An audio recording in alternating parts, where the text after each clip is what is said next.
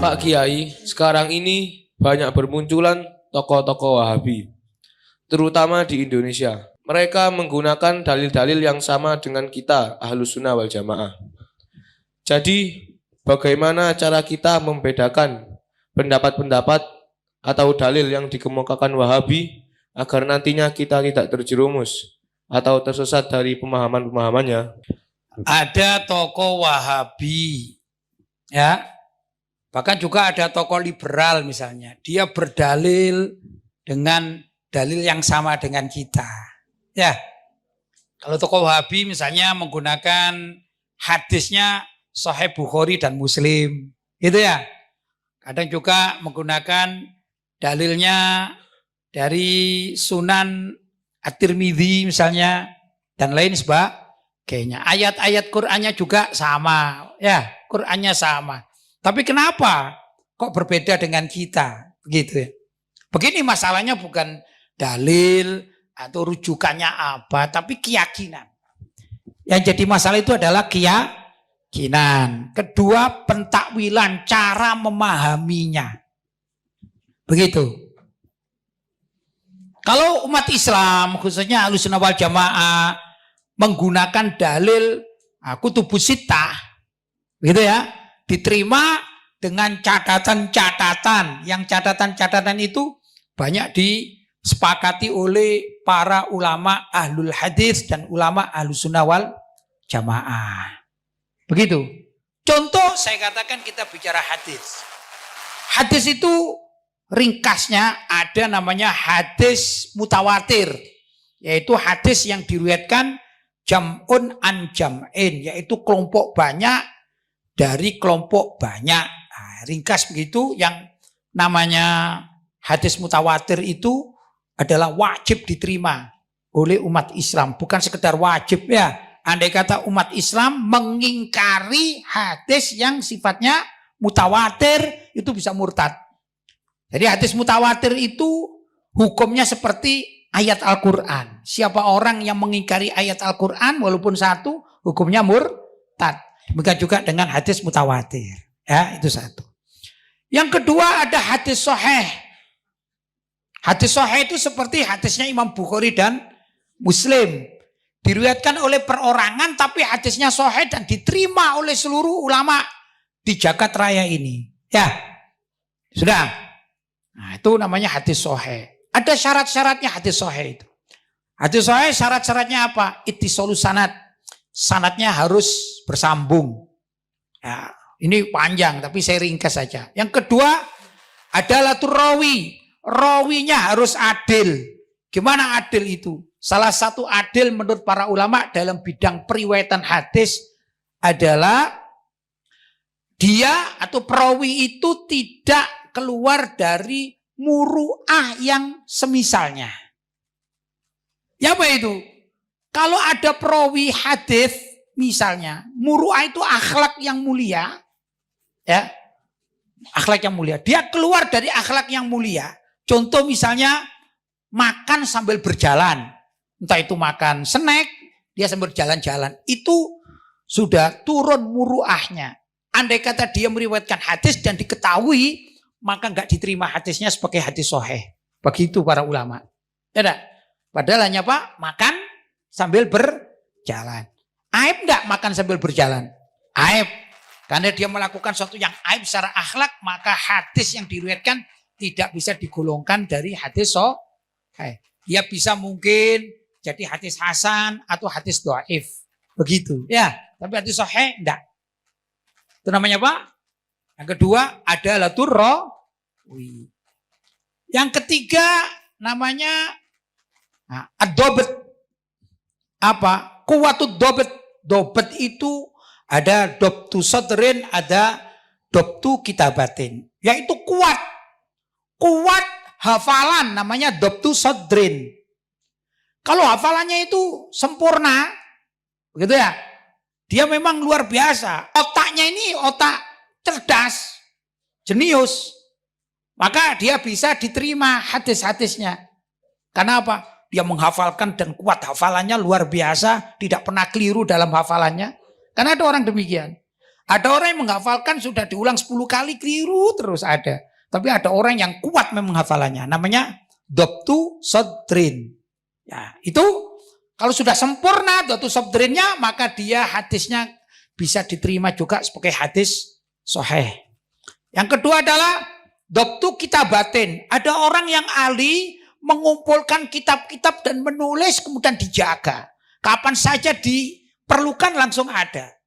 Karena ada orang itu yang punya kitab banyak atau punya tulisan banyak, tapi kalau ditanya mana kitabnya, lupa naruhnya. Nah ini bukan dobit namanya. Ya, bukan dobit, tidak bisa diterima hadisnya. Tapi mana kitabnya? Ini di sini.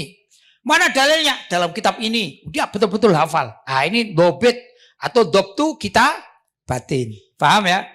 Nah, yang keempat, huluhu minasyudud. Apa? Perawinya itu tidak bertentangan dengan perawi yang lebih thiqah, lebih kuat daripadanya. Nah itu maka hadisnya diterima sebagai hadis sahih. Yang kelima adalah huluwuhu minal illah, yaitu sepinya atau selamatnya dari illah. Illah itu adalah amrun qatihun li sihatil hadis, ya. Perkara yang menyebabkan rusaknya kesahihan satu hadis. Ya apa contohnya? Semestinya seperti begini ya, semestinya. Misalnya Fikri itu kan mengaji pada saya. Saya punya guru namanya Abu Ya Sayyid Muhammad Alwi Al-Maliki.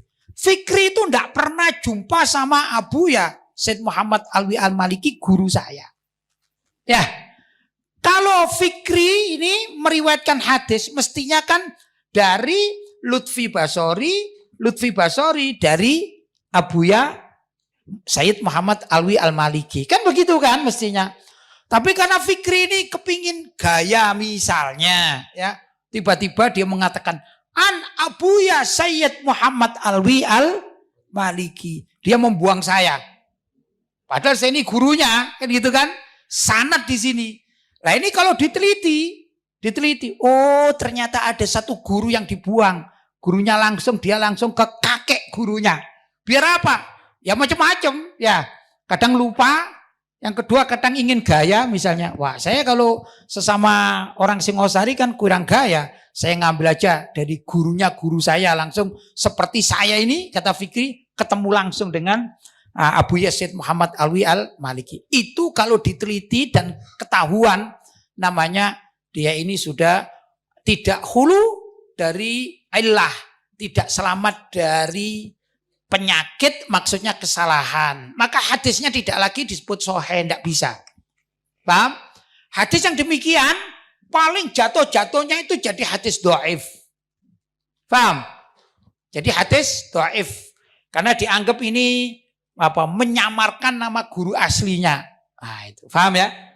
Baik, kalau hadis hasan itu begini. Syaratnya hampir sama dengan hadis sahih, cuman masalah dobet atau dobet tadi itu ya hafalan. Dia kalau yang orang dobet atau dobtu sadrin kuat hafalannya itu ditanya misalnya, Pak mau tanya, ya 1 + 1 sama dengan berapa?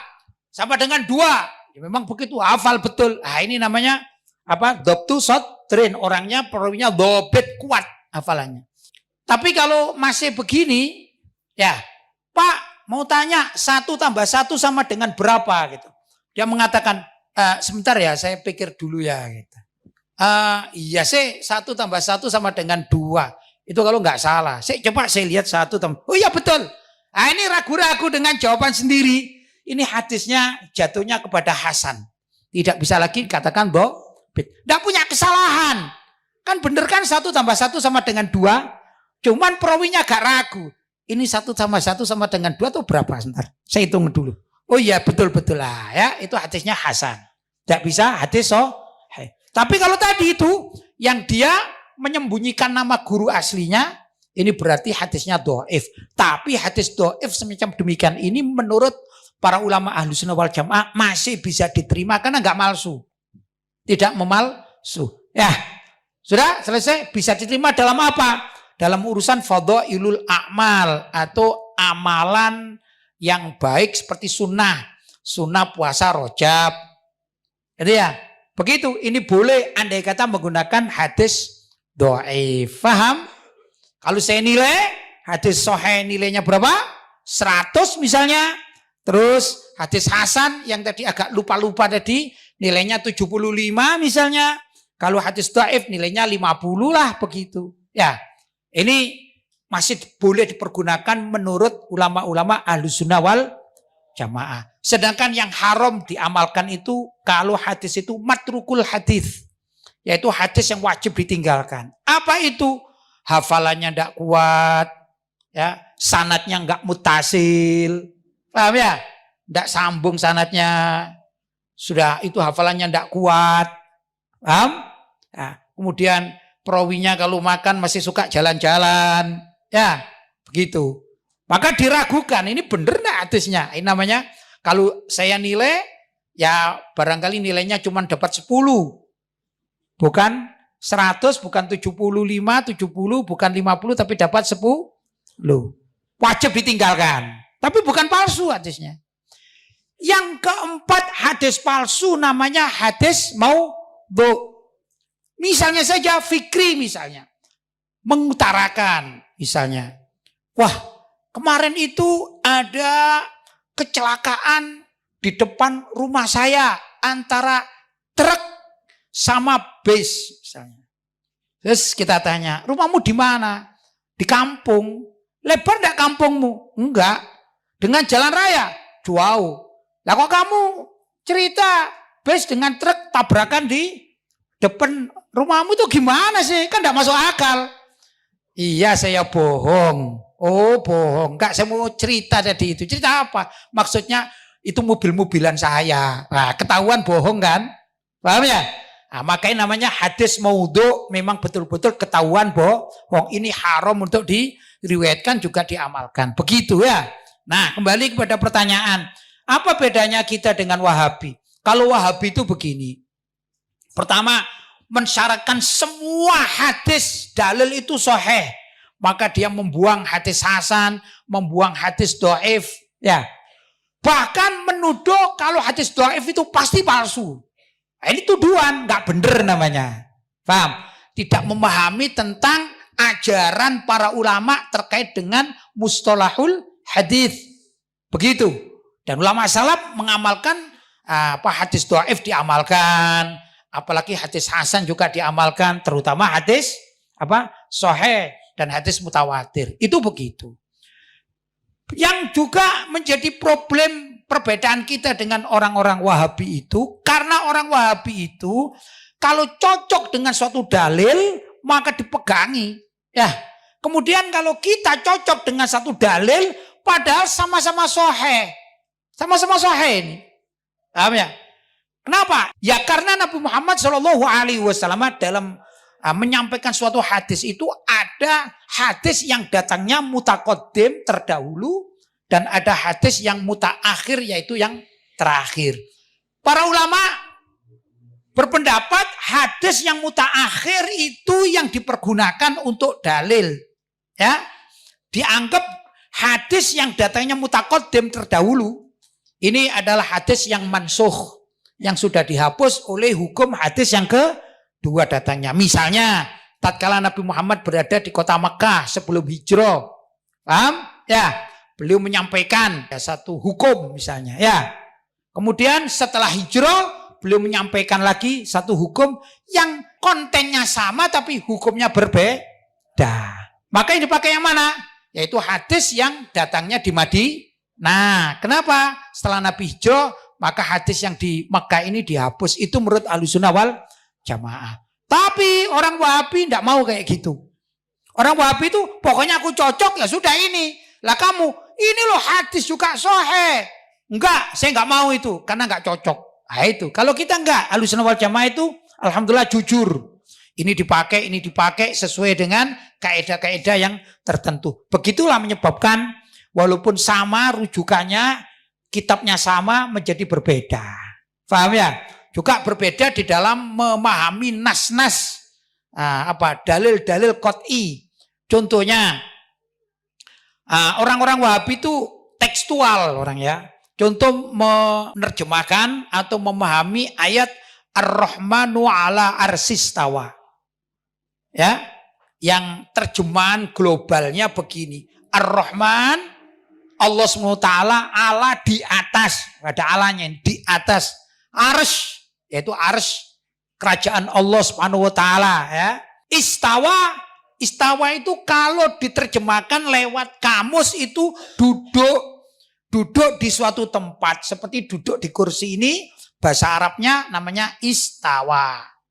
Ya, maka orang Wahabi meyakini bahwa Allah itu setiap saat duduk di atas kursi atau duduk di kerajaan apa? Allah SWT duduk. Ya duduk itu berarti ada tempat duduknya kan? Nah, itu orang Wahabi, namanya tekstual. Kalau duduk itu kan berarti membutuhkan tempat duduk dan membutuhkan tempat. Sudah tempat duduk membutuhkan tempat. Ya enggak? Ruang. Nah, begitu. Kalau ada atas berarti ada bawah. Kalau diterjemahkan menurut versi Wahabi, Ar-Rahmanu ala arsistawa, Allah itu duduk di atas arsy. Berarti arsy itu di bawahnya Ar-Rahman, yaitu Allah Subhanahu wa ta'ala. Tekstual seperti itu. Ini namanya mujassimah. Tajsim, menggambarkan Allah itu punya tubuh. Namanya duduk. Kemudian juga kalau menerjemahkan wajah, itu ya wajah. Kalau wajah, misalnya kullu syai'in halikun illa wajhah. Ayat kan, segala sesuatu itu pasti akan rusak kecuali wajahnya. Itu wajah. Berarti Allah itu punya wajah, punya tangan, yadullah punya tangan, rijulullah, Allah itu punya kaki, ya, batnullah apa? Allah itu punya perut, ya. Demikian dan seterusnya. Itu namanya tekstual. Faham? Kalau ulama Ahlussunnah wal Jamaah tidak demikian. Ada dua. Pertama tafwid, pasrah, enggak dibahas. Pasrah, wis itu ala muradillah, sesuai dengan apa maksudnya Allah SWT enggak dibahas. Yang kedua takwil, bahwa arti Ar-Rahmanu ala arsistawa itu bukan duduk seperti pemahaman orang Wahabi, tapi Allah itu menguasai. Ya. Menguasai apa?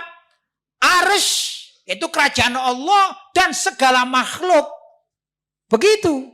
Ya, namanya menguasai. Seperti contoh begini. Raja duduk di istana, atau gampangnya bahasa Indonesianya, raja menduduki kerajaan. Ya, itu bukan berarti rajanya harus duduk terus gini di kursi kerajaan, itu bukan. Ya, kursi apa namanya ini? Raja, singgasana duduk saya. Kayak saya sini duduk terus. Enggak. Kalau rajanya pengen pergi ya pergi, walaupun keluar dari istana.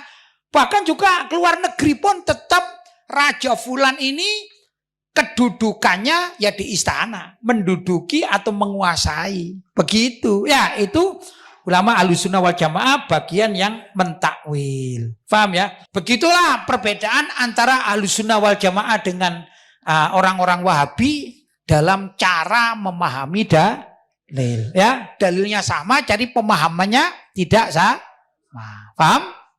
Baik.